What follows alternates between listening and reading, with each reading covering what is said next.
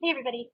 This video is going to go over the second essay that you had to read for the arguing value exercise with the sample essays. So this video is going to go over the essay on Adventure is Calling.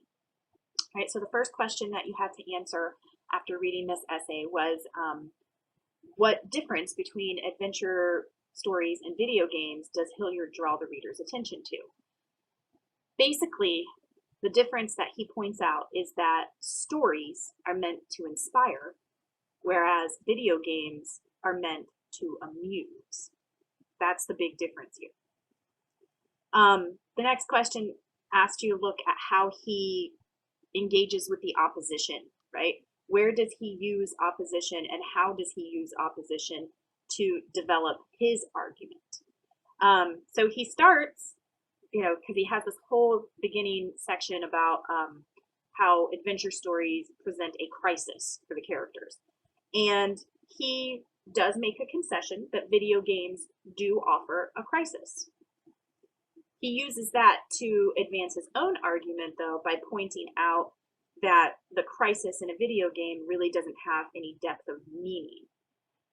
He makes another concession. He talks about how book publishers, want to sell copies of their books just as much as software developers want to sell their games. However, he then uses that to develop his own argument by saying that books do so with talented writers and a good story. But in video games, the success of the game is only if it's enjoyable to play and only if because the overall goal is simply to progress in the game. So sure, both want to make money, but in terms of that idea of crisis and inspiration and quality, it's not there in video games because their purpose is for the player to simply get to the next level. He makes another concession when he's talking about moral dilemmas. He makes a concession that games do offer a moral dilemma. He uses that to further his own argument by pointing out that those moral dilemmas really are pointless because they don't really have any effect on the gameplay or the gamer, the person playing the game. It's a moral dilemma, but nothing happens. If you choose right or wrong, you just keep playing the game. There's no consequence to the moral dilemma. He makes another concession that in the end, he talks about how he likes video games. He sees their value. He sees why people enjoy them. He understands why they're popular. He plays video games himself. He uses that to further his own argument by saying that they're not a replacement for adventure stories because they're there to just amuse, not inspire like stories are. He goes on in another part. Let's see here. Look at my notes. To talk about the criteria for, what he is using to evaluate video games, because he's talking about how they're not as good as adventure stories. So a good adventure story has to have a compelling crisis. It has to have good character development, and there has to be that moral dilemma and opportunity for learning. That's his criteria. That's what a good adventure story does. The question is, do video games measure up in those three categories? And I think we can say, after we've read it, that he thinks no. Video games do not measure up in those three categories. And that's what he's tried to show us with his examples, with his supporting points. One interesting thing about this is it comes in question 4 here is how he guides us through his lines of reasoning throughout the piece. That introduction is kind of cool because he starts in a really random place. He starts talking about libraries, which leads him to talking about books, which leads him to talking about adventure stories in particular, which leads him to talking about the appeal of fantasy, and how peril and adversity come within the fantasy, why society likes adventure stories, why we need adventure stories, and then that takes him into examples of real life, where the villains and obstacles are real life situations. Like, I think one of the examples was drugs, um, and that because those types of crises appear in real life, we want our adventure stories to give us hope. We still have a need for hope. Um, and then he goes into the next section talking about video games in general and how they've risen in popularity. He gives us some statistics. Um, and then he basically says, this is where we kind of get to the root of his argument, that they don't measure up to adventure stories. That's where his claim of value comes in. That video games are not as good as adventure stories, despite their popularity. The section where he talks about how a good adventure story needs a compelling crisis, he starts with Alice in Wonderland and leads us to Lord of the Rings, which leads him to talking about overcoming adversity, or the zero to hero mentality, which leads him into talking about how video games do offer a crisis, but only in those cutscenes, like in between the play, in between the action.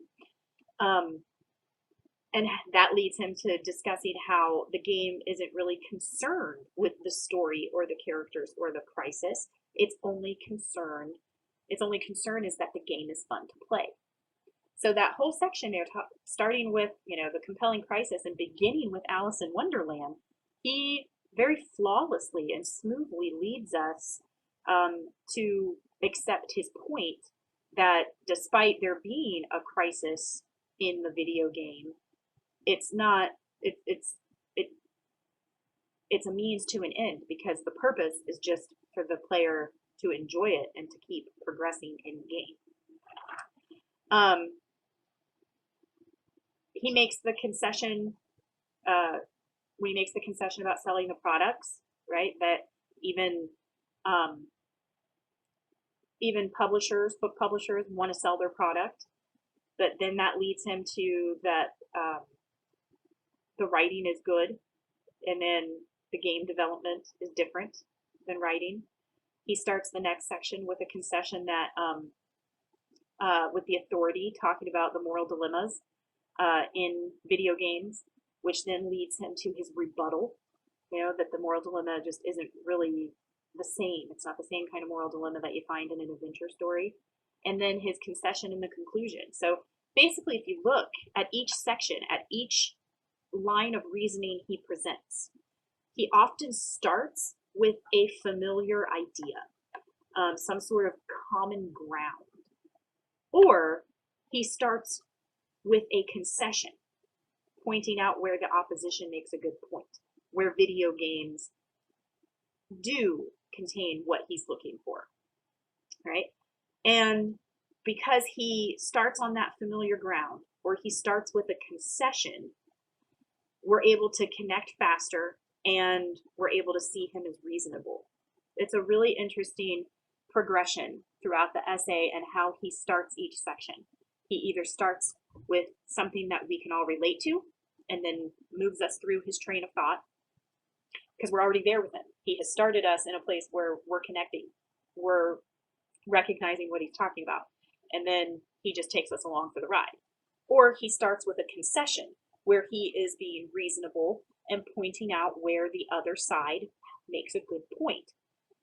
That invites us in because, again, when he takes on that reasonable tone, we're more likely to trust him and listen to him.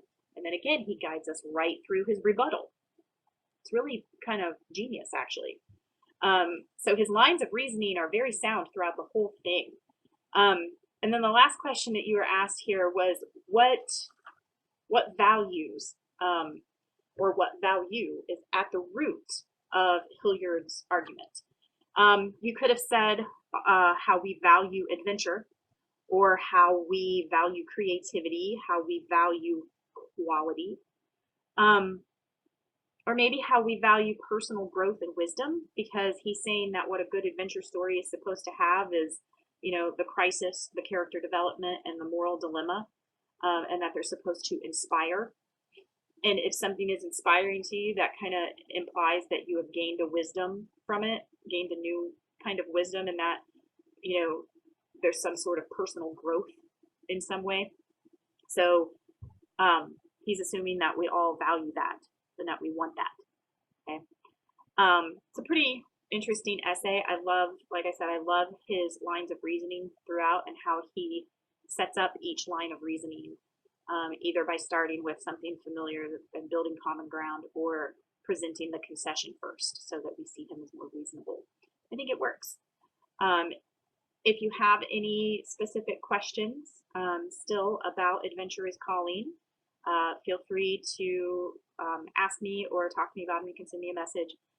Otherwise, you guys are free to go ahead and watch the last video on the third essay that you have to read.